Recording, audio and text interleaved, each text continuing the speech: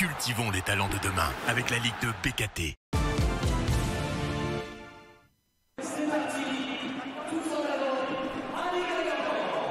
Le Roudroux plein d'espoir au moment de recevoir Clermont pour cette 11e journée de Ligue 2.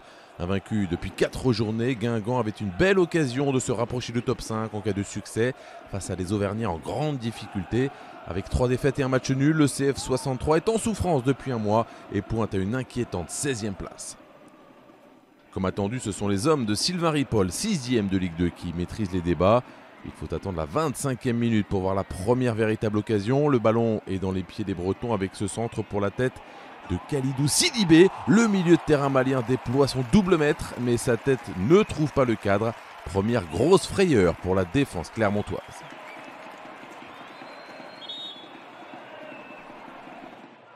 33e minute, Sidibé est cette fois au début de l'action. Amadou Sagna se fait contrer, mais Louisère a bien suivi. Erwin Kofi manque sa prise de balle.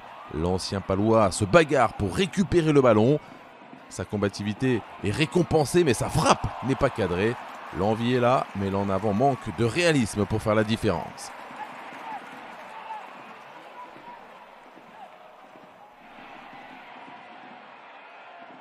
Clermont n'existe pas dans cette première période et continue de subir. Khalidou Sidibé est dans la surface. Son centre est renvoyé par Johan Salmier. Sidibé récupère et frappe au premier poteau. La parade de Théo Guivarch est superbe et sauve les Clermontois. C'est la première frappe cadrée de la rencontre. 0-0, c'est le score à la pause.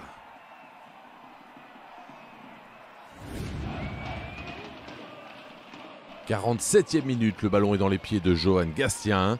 Le milieu de terrain clermontois a tout son temps pour faire parler la qualité de son pied droit et lancer Ilan Fakili dans le dos de la défense guingampaise. Le jeune attaquant clermontois fait parler sa vitesse et devance la sortie de Teddy Bartouche-Selbonne pour ouvrir le score. Première frappe cadrée pour les Clermontois et deuxième but de la saison pour le joueur de 19 ans. Il y a 5 semaines, Fakili avait inscrit son premier but en professionnel lors de la victoire clermontoise face à Grenoble. Il est à nouveau décisif.